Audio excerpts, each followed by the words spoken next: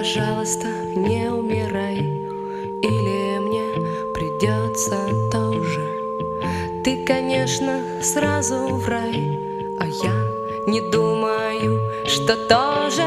Хочешь сладких апельсинов, хочешь вслух рассказов длинных, хочешь я взорву все звезды, что мешают спать.